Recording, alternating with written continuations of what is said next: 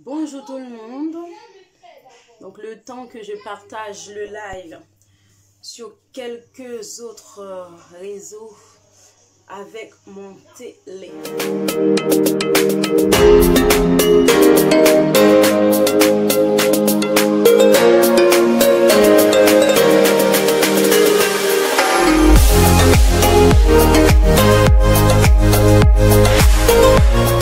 Après, je pourrais commencer à vous parler. Donc, un instant. Bonjour à tous et bienvenue dans ce live, le premier live direct de ma page Facebook Bien-être Lifestyle. Alors, on va essayer de faire quelques partages. Et ensuite, je vais commencer à vous donner quelques conseils pour vos cheveux naturels. Des conseils qui peuvent aider aussi les autres types de cheveux, dépendamment de la routine capillaire que vous allez mettre. Je vais vous expliquer comment prendre soin de vos cheveux avec des méthodes simples, mais des produits naturels qui vont vous aider à faire pousser vos cheveux et en même temps à vous faciliter dans le démêlage. Parce que les cheveux naturels, c'est pas simple et c'est pas au hasard qu'on choisit de mettre telle ou telle routine capillaire ou de mettre tel ou tel produit sur ses cheveux. C'est très important de bien choisir ce que vous mettez sur vos cheveux. Si vous utilisez n'importe quel produit, vous n'allez pas avoir les résultats escomptés d'une et vous pouvez casser vos cheveux. Ça peut créer des chutes et vous n'aurez pas, votre longueur au maximum. Donc d'où l'importance de bien choisir vos soins. Donc, dans cette vidéo, je vais vous parler de quelques idées reçues sur les cheveux naturels aussi. Quelques idées reçues, mais qui sont complètement fausses. Des choses que si vous allez les faire, qui vont pas marcher. Ou ce sont des choses qu'on a l'habitude de faire. On croit que ça fait pousser les cheveux. Alors que non, ça fait pas pousser les cheveux. Je vais vous donner quelques listes de produits par rapport au type de cheveux les plus répandus. Et je vais vous conseiller sur quelques produits à utiliser sur vos cheveux. Tout d'abord, il y a le B.A.B.A, la base. Alors, la base de l'hydratation des cheveux, c'est l'eau. L'eau, c'est la base. Même si l'eau est la base, si vous mettez des produits où il y a trop d'eau dedans, qui sont complètement liquidifiés, il y a plus d'eau que d'agent naturel, vous n'aurez pas les cheveux qui brillent de santé. Donc, il faut quand même faire la part des choses. La base, c'est l'eau. Donc, vous avez une méthode, si vous oubliez ce que je vais vous dire là, mais rappelez-vous des méthodes. LOC. Alors, la méthode LOC, c'est une méthode simple que tous ceux qui sont passés aux cheveux naturels connaissent ou utilisent. La méthode LOC, c'est quoi? L, c'est pour liquide. Qui dit liquide dit l'eau. Donc, L, c'est pour liquide. Ensuite, O, c'est pour oil, puisque c'est une méthode en anglais. Donc, O, c'est oil, qui veut dire l'huile. Et le C, pardon, c'est pour cream, crème. Donc, cette méthode, c'est la base. Si vous mettez l'huile, vous ne mettez pas d'eau, vous n'hydratez pas, vous faites briller. Si vous mettez la crème alors que vous n'avez pas mis d'eau, vous n'avez pas préparé vos cheveux à recevoir l'hydratation. Pour manipuler vos cheveux, ça va être plus compliqué. Donc, il faut mettre d'abord liquide, ensuite l'huile, ensuite crème. Donc là, c'est la base. Ensuite, il faut savoir que quand vous hydratez vos cheveux, il faut hydrater le matin, il faut hydrater le soir. Souvent, nous, les femmes, en général, on a tout type de cheveux, surtout quand on a les cheveux afro, parfois on a la flemme le soir de les hydrater. Il ne faut pas avoir la flemme de les hydrater le soir. Parce que quand vous hydratez vos cheveux le matin, en fait, vous sortez. Il y a les agents de pollution extérieure. Il y a aussi les types de cheveux qui absorbent plus d'hydratation que d'autres. Je vais vous en parler tout à l'heure. Et quand vous sortez aussi à l'extérieur, vous avez vous avez manipulé vos cheveux. Vos cheveux, en fait, ne conservent pas l'hydratation, même si vous les hydratez bien le matin. Donc, quand vous arrivez chez vous le soir, vous avez tendance, soit vous avez la flemme, donc vous dormez avec les cheveux comme ça, par exemple, ou en afro, vous ne les tressez pas, première erreur. Vous avez la flemme, vous ne les réhydratez pas.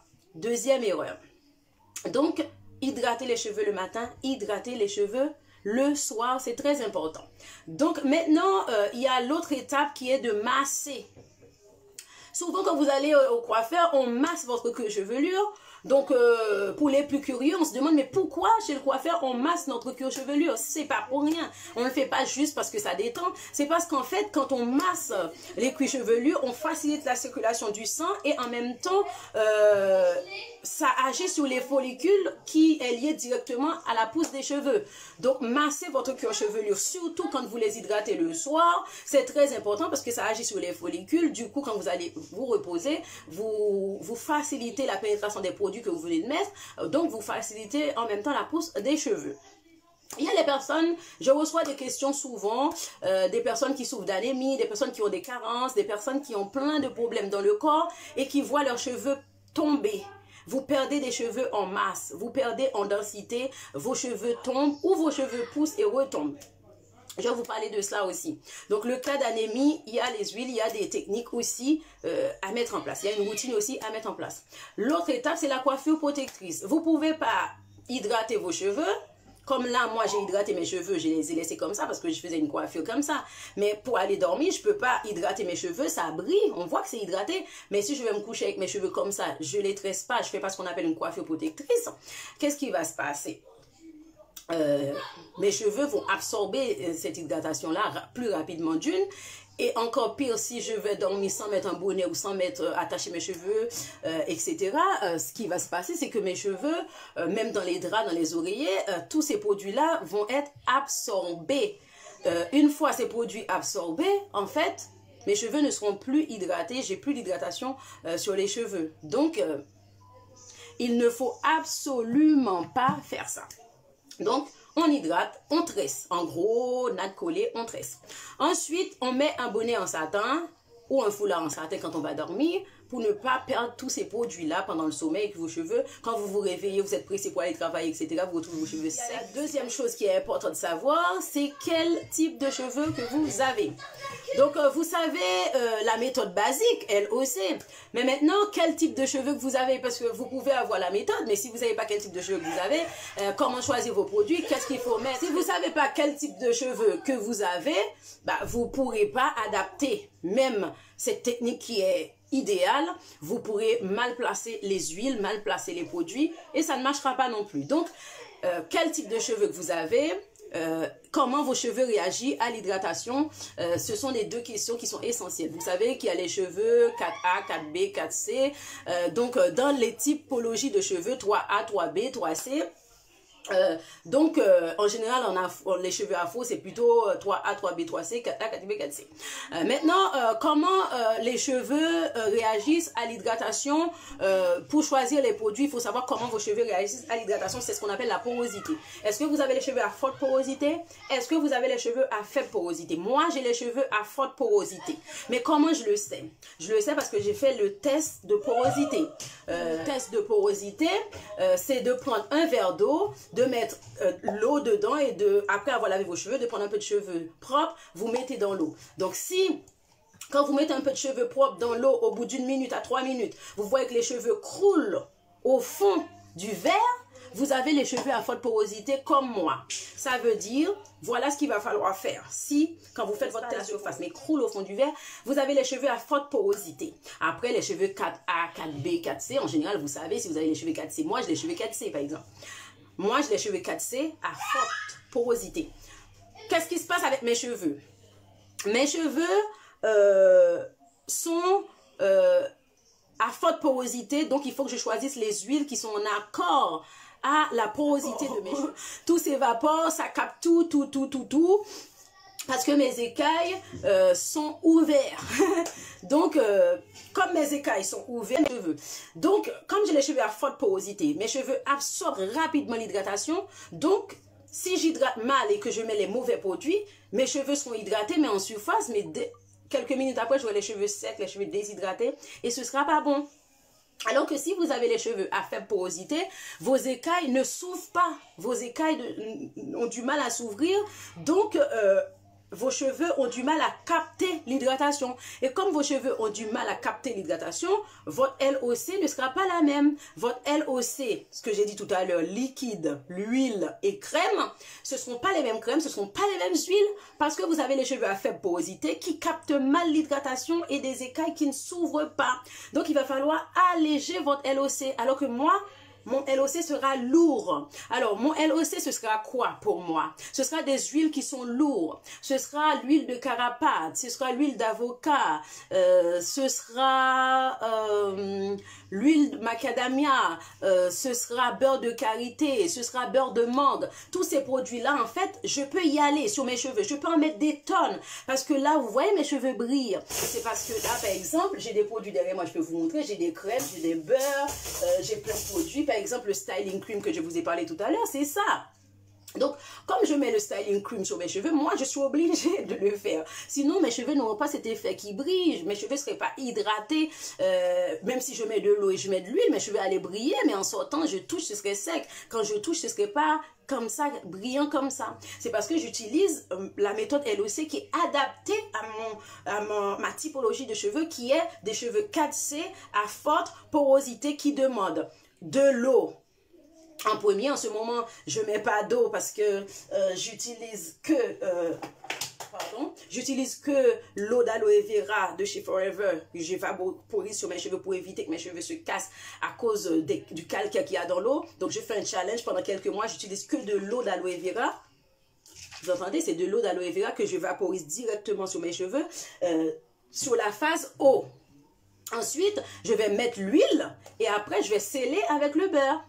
Il faut sceller avec le beurre. Pour moi, si je ne scelle pas avec le beurre, mon hydratation ne va pas durer toute la journée. Donc, il faut faire tous ces process-là pour avoir des cheveux hydratés. Si les cheveux sont à faible porosité, là, c'est différent.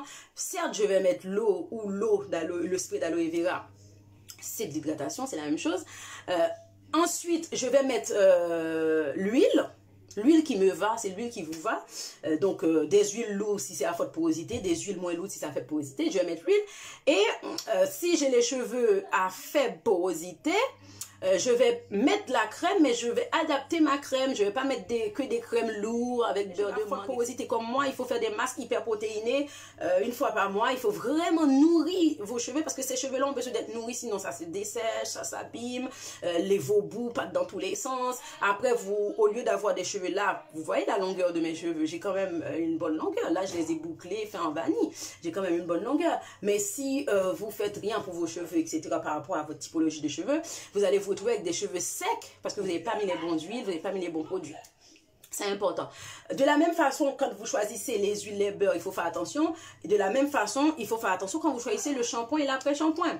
Par exemple, moi, j'ai des cheveux qui résistent à l'hydratation. Donc, mon après-shampoing et mon shampoing va aussi s'adapter. Je vais mettre un après-shampoing qui a beaucoup de beurre de karité, etc. Je vais transcrire parce qu'il y a une forte lumière sur ma caméra. Parce que je suis à l'intérieur, je suis obligée de mettre une forte lumière. Donc, ça me fait un peu, ça me donne chaud. Donc, je suis obligée aussi, du coup, d'adapter mon shampoing et d'adapter mon après-shampoing. Puisque vous avez tout type de shampoing avec tout type de produits, amandes douces, aloe vera, vous avez des shampoings plein jojoba, etc. Vous avez plein de types de shampoing. Donc, une fois que vous connaissez quel type de cheveux que vous avez, vous pouvez adapter. Donc, ce qui est bien avec le shampoing aloe vera et l'après-shampoing aloe vera, c'est qu'il s'adapte à toutes les typologies de cheveux. À peu près. Maintenant, c'est si ça va avec vos cheveux ou pas, c'est vous qui allez voir. Mais l'aloe vera stoppe les pellicules, le shampoing à base d'aloe vera va stopper vos pellicules et en même temps, c'est un fort hydratant. Donc, moi, mes cheveux adorent le shampoing après shampoing aloe vera parce que ça hydrate beaucoup. Mes cheveux, je les utilise aussi, ils sont derrière. Tous les produits que j'utilise sont là, donc je pourrais vous les montrer au fur et à mesure. Donc, c'est ça le but. Donc, maintenant, vous choisissez des shampoings et des après-shampoings en fonction. Maintenant, vous allez me dire, je fais toutes ces techniques-là, je mets en place une routine capillaire, le LOC, je sais quel type de cheveux que j'ai, je fais tout ça, mais mes cheveux continuent à tomber, qu'est-ce qui se passe? Vous pouvez faire tout ça et vos cheveux continuent à tomber. Moi, à une époque, quand j'ai arrêté le défrisage pour passer au naturel, je faisais tout ça et j'avais des chutes sur les côtés. J'avais pas ces cheveux-là sur les côtés, j'avais pas de cheveux à cause de mon anémie, à cause de plein d'autres soucis. Mes cheveux poussaient, mes cheveux étaient brillants de santé, mais tombaient, perdaient en densité, étaient tout fins. qu'est-ce qui se passait? J'avais des carences alimentaires. Vous commettez une grave erreur en dissociant ce que vous mettez sur vos cheveux, ce que vous mettez à l'intérieur de votre corps pour favoriser la pousse de vos cheveux et avoir des cheveux aspect santé. Vous commettez une grave erreur en pensant que vous pouvez faire pousser vos cheveux en négligeant l'intérieur, en vous focalisant que sur l'extérieur. Après, il y en a qui me disent, oui, les cheveux, c'est génétique. Si on est dans une famille où tout le monde a des cheveux, tout le monde a des cheveux. Non, pas nécessairement. Parce que vous pouvez avoir une famille où tout le monde a des longs cheveux. Et vous voyez, il y en a qui avaient des longs cheveux, qui ont mis des colorations, qui ont mis des soins, qui ont fait n'importe quoi. Et vous voyez, il y en a qui ont des beaux cheveux, il y en a, ça part dans tous les sens, c'est abîmé, c'est terne. Parce que les soins comptent. Les soins externes comptent et les soins internes comptent. Donc, il faut savoir aussi que vous devez perdre des cheveux. Parce que souvent, vous pensez qu'en fait, non, on ne peut pas perdre des cheveux si on fait tout ce qu'il faut. On perd 100 cheveux par jour. Et quand vous faites vos fameuses coiffures repos, les tissages, les tresses, vous reposez vos cheveux. Vous les reposez pour ne pas trop les manipuler.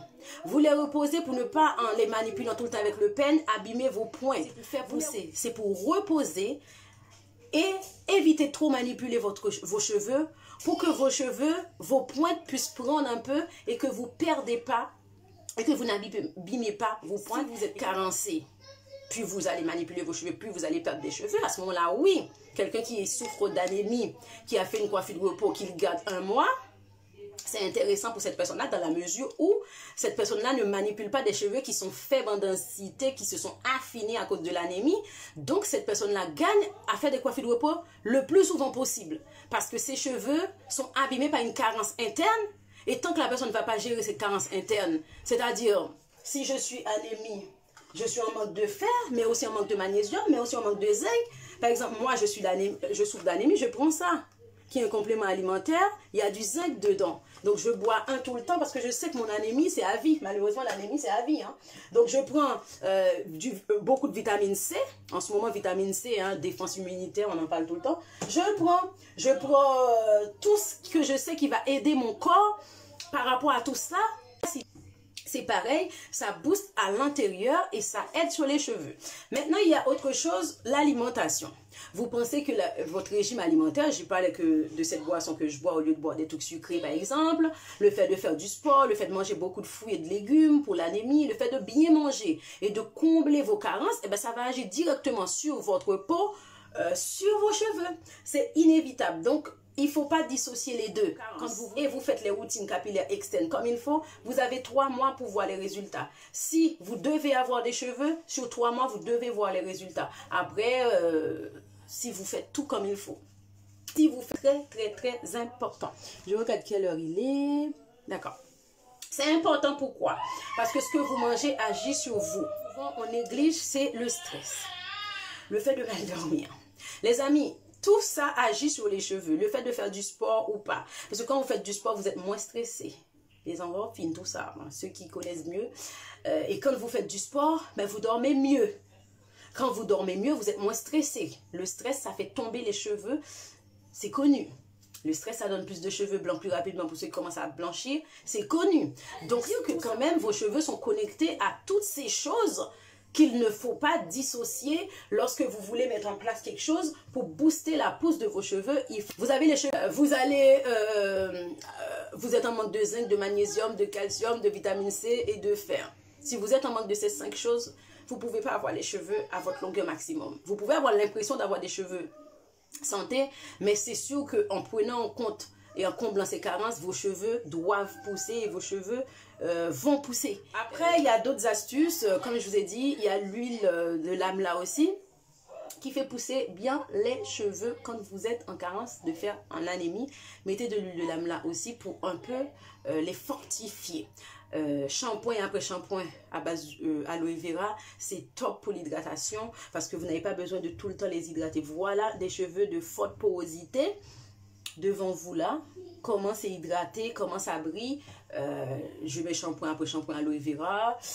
Pour les boucler comme ça, j'ai utilisé le jelly aloe vera de chez Forever en vanille. Après, je les lâche. Bah, ça brille, hein, juste avec le gel d'aloe vera, ça brille. Pour les hydrater, je vaporise avec le Aloe First de chez Aloe Vera. Ensuite, je passe un peu de crème coiffante que je vous ai montré tout à l'heure. Ensuite, je mets un peu de gel, je roule en vanille, je défais. Ça me fait ma touffe, c'est structuré, j'aime comme ça. Et puis, ce sont les soins qui font pousser les cheveux. Et la coiffure repos aide à reposer les cheveux, ne pas abîmer les bouts et aider aussi dans votre routine capillaire à garder les cheveux. Faut-il couper les cheveux ou pas parce que les cheveux tombent? Les gens disent quand on coupe les cheveux sur la bonne période, ça va repousser, etc. Moi, je ne peux pas confirmer des choses qui ne sont pas confirmées scientifiquement. Mais avant de couper vos cheveux, il faut tout essayer. Il faut essayer les méthodes. En 3 mois, vous essayez. Et puis, avant de tout couper, au moins, vous savez quelle longueur maximum que vous pouvez atteindre. Après, les pellicules. J'ai beaucoup de questions. Les personnes qui ont trop de pellicules. Quand vous avez trop de pellicules, il faut prendre soin de vos cheveux, il faut faire des gommages. Donc, il y a beaucoup de personnes qui ont les cheveux naturels qui ne font jamais de gommage. Vous lavez vos cheveux, vous ne faites pas de gommage. Vos cheveux ne sont pas propres. Vos cheveux sont lavés, mais vos cheveux ne sont pas propres. Pourquoi vos cheveux ne sont pas propres? Tout simplement parce que quand vous laissez vos cheveux sur une période sans les laver, tout ce que vous mettez, ce que je vous ai montré là, les produits, etc., les gels, les crèmes, tout ce que vous allez poser sur vos cheveux, en fait, il y a des résidus. Et quand vous allez laver vos cheveux, si vous ne faites pas des gommages sur les racines avant de poser votre shampoing et votre après-shampoing, en fait, vos cheveux ne sont pas nettoyés à la racine. Il se passe que vous avez les traces tout blancs, alors que vous avez l'impression que vous avez lavé, que vous avez bien massé. C'est que vous n'avez pas fait de gommage et que vos cheveux, une fois rincés, vous voyez que c'est pas que vous mélangez avec de l'huile d'olive, que vous prenez, que vous passez. Donc déjà, l'effet du sucre va vraiment travailler votre racine pour décoller tous ces résidus. Et l'huile d'olive est top. Ça va hydrater en même temps vos racines. Et une fois que vous avez fini le gommage, vous allez laver vos cheveux. Et là, vous allez voir que vos cheveux seront plus que des résidus. C'est aussi les résidus des produits plus. Vous avez tendance à avoir plein de pellicules. À ce moment-là, vous avez aussi des astuces. Le shampoing et après-shampoing Aloe Vera Jojoba, qui est disponible sur ma boutique en ligne, ici sur cette page, est top contre les pellicules. Ça va vous aider à stopper démangeaisons et pellicules.